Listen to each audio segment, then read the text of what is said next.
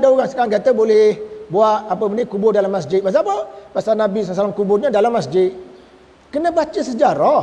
Jangan buta sejarah. Sebab apa kubur Nabi tu kelihatan berada dalam masjid?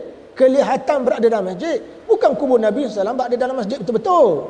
Kena baca sejarah sebab apa kubur Nabi tu berada di situ. Kena faham ni?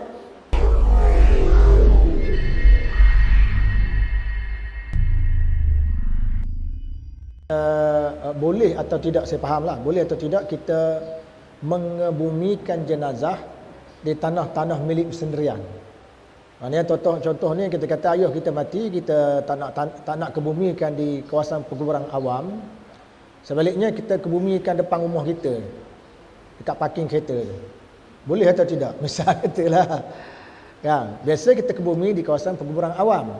Itu isu yang pertama. Isu yang kedua, apabila kita benarkan individu-individu tertentu mengebumikan jenazah di kawasan milik bersendirian, kadang-kadang dia menjadi punca kepada keterlaluan di dalam ziarah kubur sehingga ke tahap kita katakan sebagai pemuja kubur ataupun kepada pahaman kuburiah. Jadi dua isu yang ditanya dalam soalan tadilah.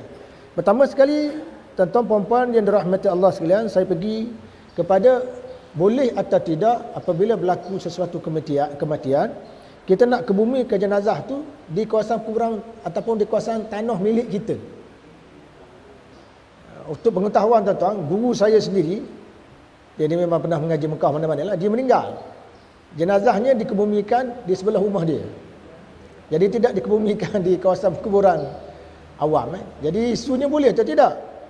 Jawabnya pertama sekali kita kata mengebumikan jenazah di kawasan persendirian tuan-tuan dan bukan kawasan awan ini, hukumnya adalah makruh, tidak afdal. Adapun mereka mengkiaskan kepada kubur Nabi sallallahu alaihi wasallam yang dikebumikan dalam bilik baginda, dalam rumah baginda yang sekarang yang berada dalam Masjid Madinah, mengkiaskan benda itu tak tepat. Kerana pengebumian jenazah Nabi sallallahu alaihi wasallam dalam rumah baginda itu adalah perkara khususiah untuk baginda sahaja. Kerana ketika mana Rasulullah sallallahu alaihi wasallam wafat, para sahabat berbeza pendapat dua perkara. Pertama, macam mana cara nak mandi ke jenazah Rasulullah sallallahu alaihi wasallam. Yang kedua, di mana jenazah tu hendak dikebumikan. Jadi para sahabat berbeza pendapat, nak mandi perlukah dicabut pakaian Rasulullah SAW seperti mana jenazah-jenazah yang lain. Jadi mereka berbeza pendapat, akhirnya mereka memutuskan bahawa jenazah Rasulullah SAW itu perlu dimandikan tanpa dicabut pakaian. Yang kedua, bila selesai mandi, nak dikebumikan di mana jenazah Rasulullah SAW. Lalu akhirnya mereka memutuskan kerana ada hadis. Ada sahabat membaca hadis menyatakan bahawa setiap Nabi itu apabila dia wafat, hendaklah dikebumikan tempat dia meninggal, tempat dia wafat tu. Jadi para sahabat mengangkat katil Rasulullah sallallahu alaihi wasallam. Diangkat katil Rasulullah sallallahu alaihi wasallam, lalu digali lubang di bawah katil itu dan diletakkan jenazah Rasulullah sallallahu alaihi wasallam di dalam dan kebumikan di situ. Hari itu tuan faham tak? Artinya Rasulullah sallallahu alaihi wasallam jenazahnya dikebumikan dalam rumahnya sendiri. Ya. Jadi ada masyarakat nak kiaskan begitu. Kalau Rasulullah SAW boleh dikebumikan di rumahnya, kenapa umat dia tak boleh? Ya. Jadi saya katakan tadi, keharusan mengebumikan jenazah Rasulullah SAW dalam rumah itu kerana ada nas. Adapun kita tuan-tuan tak boleh buat begitu. Walaupun sebagian ulama membenarkan kerana atas qiyas tadilah. Tetapi walaupun mereka membenarkan, hukumnya tetap makruh. Hukumnya tak makruh. Maknanya boleh. Bolehlah tapi makruh. Apalagi kalau dengan sebab kita bumikan jenazah di kawasan persendirian tadi, dia boleh menyebabkan berlaku syirik, pemujaan dan sebagainya. Cuma kita tengok dulu, saya nak baca sikit tuan teks teks daripada ulama kita, di antara Imam Nawawi, berhubung dengan mengebumikan jenazah di kawasan milik sendiri. Apa kata dia? Dia kata bab ad-dafn innahu fard kifayah wa yajuzu fi ghairi al-maqbarah lakin fiha afdal. Falau qala ba'dul warasah yudfan fi milkih wa ba'duhum fil maqbarah al-musabbalah dufina fil musabbalah. Ini kenyataan daripada Imam Nawawi. Bab menanam mayat, sesungguhnya ia adalah fardu kifayah, harus menanam mayat pada selain tanah perkuburan, akan tetapi di tanah perkuburan itu lebih afdal jika sebahagian waris mahu menanamnya di tanah milik sendiri. Manakala sebahagian waris yang lain mau menanamnya di tanah perkuburan orang ramai, maka ditanam akan dia di tanah perkuburan orang ramai. Kalau waris-waris dia berbalah, sebahagian kata ke bumi tanah milik sendiri, tanah dia lah dalam pagar dia. Waris kata tak, kita kena tanam di kawasan perkuburan umum. Jadi kena tanam kawasan perkuburan umum. Jadi makruh pula tanam kawasan tanah milik sendiri. Ini disebut oleh Imam Nawawi dalam Rawdatul Talibin jilid yang kedua muka surat 131. Itu kedudukan boleh tak boleh. Maknanya boleh, haruh tapi makruh. Bolehlah tapi hukumnya adalah makruh. Kemudian tengok lagi salah seorang ulama mazhab Syafi'i nama dia Syekh Zakaria Al-Ansari. Dia sebut dia bab ad-dafn lil mayyit wa huwa fil maqbarah afdal minhu fi ghairiha lil itba' wa nilai du'a at-tarikin wa linaili du'a at-tarikin wa fi afdal maqbarah bil balad aula wa inma dafina sallallahu alaihi wasallam fi baitihi li ikhtilaf as-sahabah fi madmanihi wa li'annahum khafu min dafnihi fi ba'd al-maqabir lit-tanazu' fihi fatatlubu kullu qabilatin dafnah 'indahum wa li'anna min khawas al-anbiya' annahum yadfanuna haitsu yamutun. Apa ni? Ini kenyataan daripada Imam Syekh Zakaria Al-Ansari. Beliau kata apa? Bab menanam mayat. Dan adalah afdal ditanam perkuburan dari tempat yang lain kerana mengikut afdal ditanam kawasan perkuburan awam daripada tempat perkuburan yang lain dan supaya tercapai akan doa orang-orang yang lalu di situ. Mana orang lalu-lalu di situ kalau dia doa, dapatlah si mayat tu bahagiannya daripada doa orang berkenaan. Tapi kalau kita tanam kawasan rumah kita tuan-tuan, siapa yang lalu kat situ? Kita ni tuan-tuan kadang-kadang masalahnya bila berlaku kematian lah, bukan main beria-ia benar. Supaya jenazah tu tanam kat rumah kita. Lepas tu mesti ada betul nisan dan sebagainya. Yelah ada segi adatnya begitulah, ada segi etikanya begitulah, ada segi hukum fiqh pun begitu. Konongnya tak dasar nak ziarah. Bila berlaku kematian tuan-tuan, haram tak ziarah pun. Hari raya pun tak pergi. Kadang 5-6 tahun tak pergi sekali. Padahal kita dah dengar ada hadis-hadis gesaan ziarah kawan kerabat kita lah meninggal dan doa pada dia. Tak pergi. Yalah orang perempuan itu tidak digalakkan, orang lelaki. Sebab kita ada dua manfaat disebutkan Ustaz Adli tadi, dan saya dah sebutkan. Pertama nak doa untuk si mati, yang kedua kita nak ambil manfaat. Jadi kalau lepas mayat pun kita tak doa, apa makna tuan-tuan? Jadi maknanya sekarang bila berlaku kematian kita bergebu-gebu supaya ditanam kawasan perkuburan kita. Tapi kita pun tak ziarah. Kita buat kubur tu macam pokok mempelang kita je. Sama tarah dengan pelang, harum manis. Agaknya harum manis tu ada buah, kubur tak ada buah. Baik tanam di kawasan perkuburan awam. Kalau orang awam yang lalu situ doa-doa dapat bahagian dia. Nak arah anak cucu doa, lambat lagi. Anak cucu sibuk. Anak sibuk tuan-tuan, sibuk dengan apa? Sibuk dengan harum manis misal katalah. Sebagai contohlah. Jadi dia sebut di sini dia kata dan tanah perkuburan di negerinya lebih afdal. Hanya ditanam akan Nabi sallallahu alaihi wasallam di rumahnya kerana berlaku pendapat dalam kalangan sahabat pada tempat tanam. Berlaku perselisihan pendapat dalam kalangan sahabat pada tempat tanamnya. Dan juga mereka bimbang jika menanamnya pada setengah tanah perkuburan, maka terjadi pertelingkahan kabilah-kabilah kerana masing-masing mahu ditanam di tanah mereka. Artinya pada masa Nabi SAW wafat, kabilah-kabilah Arab ni tuan dia berbeza pendapat. Yang ni kata patut tanam tempat aku, yang sana kata tempat aku. Sebab Nabi ni dia ada kabilah, sebelah ayah, sebelah mak dia. Sebelah mak dia ada kabilah, sebelah ayah pun ada kabilah. Masing-masing nak ambil jenazah tu nak ditanam kawasan masing-masing. Sebab Nabi ni orang hebat. Jadi sebagai memuliakan Nabi nak tanam kawasan masing-masing. Itu di antara bentuk perbalahan yang berlaku. Sebab tu akhirnya ada sahabat membaca hadis mengatakan Nabi SAW tu perlu dikebumikan di tempat dia meninggal. Maka sebab itu dikebumikan di dalam bilik dia. Bilik Nabi tuan-tuan pada zaman tu berbeza dengan masjid Nabi. Sebab bilik Nabi ni di atabah, di sebelah masjid. Tapi bila berlaku projek pembesaran masjid pada abad kelima oleh Khalifah Al-Walid, maka sebahagian daripada rumah Nabi itu masuk dalam masjid. Sebenarnya tak ada hubungan. Jadi ada orang sekarang kata boleh buat kubur dalam masjid. Pasal apa? Pasal Nabi SAW kuburnya dalam masjid. Kena baca sejarah. Jangan buta sejarah. Sebab apa kubur Nabi itu kelihatan berada dalam masjid? Kelihatan berada dalam masjid. Bukan kubur Nabi SAW berada dalam masjid betul-betul. Kena baca sejarah sebab apa kubur Nabi itu berada di situ. Kena faham ni? Kemudian seterusnya Dan juga mereka bimbang jika menanamnya pada setengah tanah kuburan.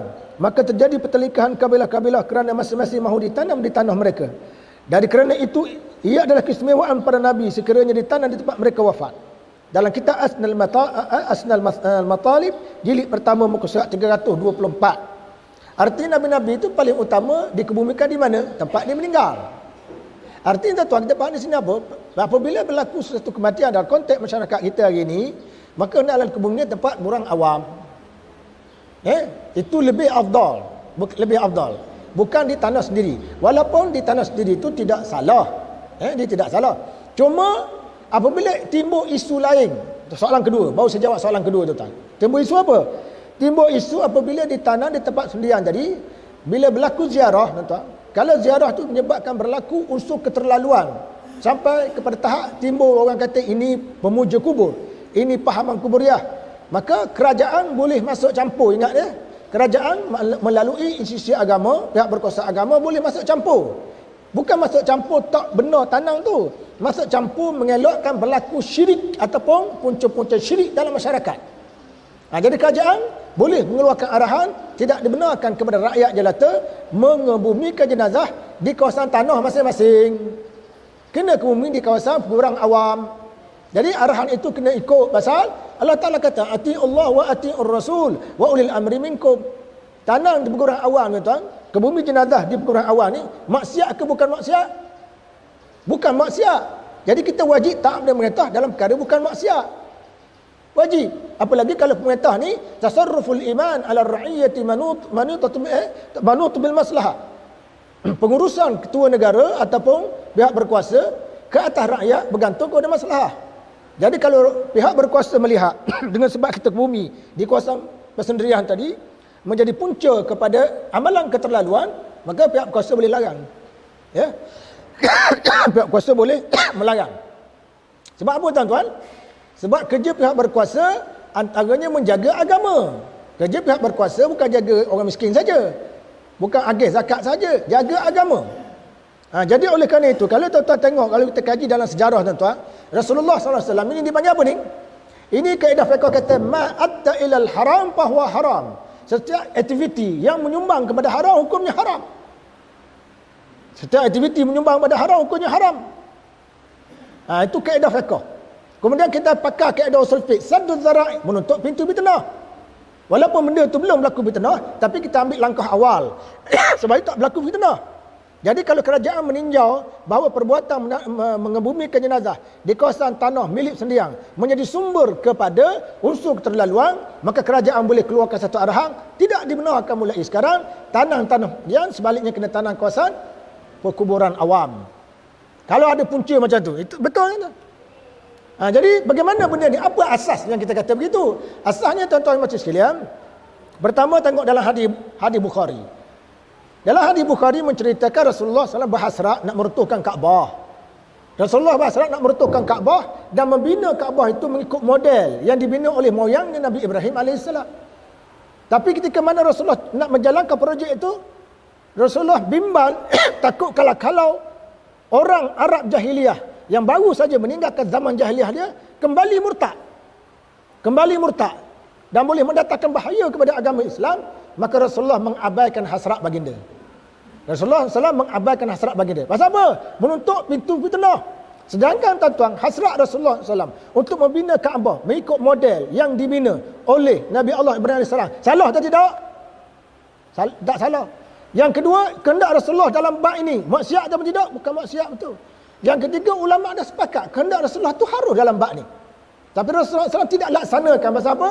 Kerana Rasulullah bimbang kerana berlaku kemurtadan, kesyirikan kepada umat Islam. Rasulullah bimbang. Benda tu berlaku ke tidak? Belum berlaku. Bila ada kebimbangan tuan-tuan, Rasulullah SAW ni dia Nabi. Bila dia bimbang tuan-tuan, kebimbangan itu memang diterima akal. Kerana umat-umat Nabi dahulu tuan-tuan, boleh kembali menjadi syirik, boleh jadi murtad dan sebagainya. Pasal apa? Pasal buat perkara yang dibimbangkan berlaku oleh Nabi masing-masing. Maka begitulah Nabi Muhammad dibimbang. Maka dia tak teruskan projek membina, meruntuhkan Kaabah, membina semula mengikut model yang dibina oleh Nabi Allah Ibrahim alaihissalam. Itu yang pertama. Yang kedua tuan-tuan, dalam hadis Bukhari juga menjelaskan Rasulullah SAW diberitahu menantunya Sayyidina Ali nak kahwin lagi, poligami. Nak poligami. Sayyidina Ali ni tuan, dia nak poligami pada masa Fatimah radhiyallahu anha masih hidup. Sayyidina Ali tu nak poligami. Tajuk poligami ni tajuk sensitif tuan-tuan, kena buat seminar khusus. Jadi bila Sayyidina Ali nak poligami tuan-tuan, Fatimah masih hidup. Sampai berita tu kepada Nabi SAW. Nabi naik atas mimbar. Nabi menyampaikan Nabi menyatakan rasa tidak setuju tu. Nabi sebut aku tak setuju Ali kahwin dengan pilihan dia lah. Dikatakan yang jadi pilihan itu ialah anak Abu Jahal. Tapi dia masuk Islam dah. Muslimat yang nak kahwin tu masuk Islam dah. Anak Abu Jahal. Nabi tak setuju. Nabi kata la uhillu haram wa la uharrimu halal. Nabi kata aku bukan mengharamkan yang haram, aku bukan menghalalkan yang haram dan aku bukan mengharamkan yang halal. Poligami ni haram ataupun tidak tuan-tuan? Poligami haram ataupun tidak? Haram lah. Nabi sendiri ada 9 orang isteri ketika baginda wafat, haram lah. Tapi Nabi tak benarkan menantu dia Sayyidina Ali kahwin lagi. Pasal apa? Pasal menutup binti bertenah. Pasal satu-satunya anak perempuan yang masih ada masa tu, kakak dia dah meninggal habis dah. Ummul Kulsum apa semua tu dah meninggal. Tinggal Fatimah radhiyallahu anha seorang. Jadi apabila Fatimah ni kecil hati, kecewa dengan sikap suami dia poligami. Jadi siapa nak pujuk Fatimah tu? Siapa nak pujuk dia? Bahkan Nabi kata siapa menyakiti Fatimah, dia menyakitiku. Jadi nak mengelakkan mudarat macam itulah, maka Nabi SAW menghalang Sayyidina Ali daripada berpoligami. Itu hujah ulama lah. Ibnu Hajar Al-Asqalani menyebut dalam Fathul Bari, dia kata antara hujah Nabi SAW melarang menantunya Sayyidina Ali kahwin lagi kerana Sayyidina Ali pada masa itu banyak berada di medan perang. Jadi masa dia habiskan banyak di medan perang, isteri dia pun dia jarang jumpa di rumah tu. Kalau dia ada 2 orang isteri, lagilah jarang jumpa. Pasal dah bawa giliran. Saya 1 orang pun dah tak mampu tuan-tuan, kalau 2 orang macam mana? Bukan saya nak sebut ni tuan-tuan, saya nak sindir pada tuan-tuan jangan poligami. Tidak. Kalau tuan-tuan ada rezeki, ambil lah. Ini rezeki Allah, ambil. Rezeki jangan ditolak. Jangan dicari lah. Rezeki jangan tolak, jangan dicari.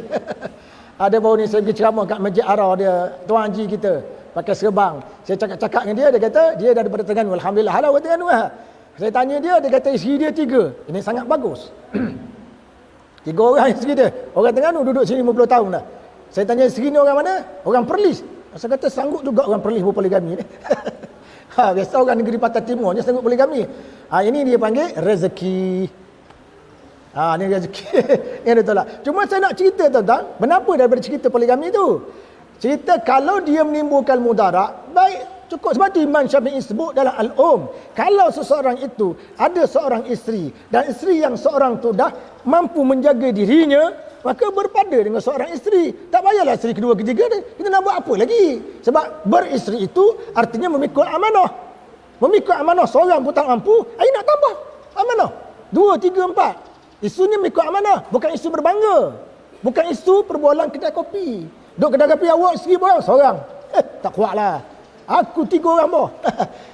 Poligami bukan isu perbualan. Poligami tanggungjawab. Sebab tu kalau dia timbul mudarat, apa pada seorang? Saya nak cerita apa? Itulah dia sadul zara'i. Jadi pihak kerajaan, berbalik tadi soalan tadi, boleh campur tangan kalau dia melihat benda itu betul-betul menimbulkan kemudaratan pada umat Islam dan menjadi titik permulaan kepada pemujaan kubur. Kerajaan boleh masuk campur. Jadi tuan-tuan dan makcik sekalian, dalam soal ini, saya suka sebutlah, saya tak nak sentuh soal parti. Saya tak nak sentuh soal parti dan saya faham apa disebut oleh pengurusi parti mana dan sebagainya. Sebab benda itu berlaku kat negeri saya. Benda itu berlaku di negeri saya. Saya tak nak sentuh tentang parti itu. Cuma saya sendiri pun pendapat, memang amat tidak wajarlah kalau kita kebumikan jenazah di tanah ni. Walaupun sebagian ulama membenarkan, ikutlah arahan kerajaan, sebenarnya kita lebih selamat. Kita lebih selamat dan segi kelebihannya, jenazah yang sebelum tadi kurang mendapat kelebihan doa daripada orang-orang yang beriman yang doa kat situ oleh jami'il muslimin wa muslimat, mukmin mukminat dan sebagainya lah. Itulah jawapan saya, wallahu alam. Wassalamualaikum warahmatullahi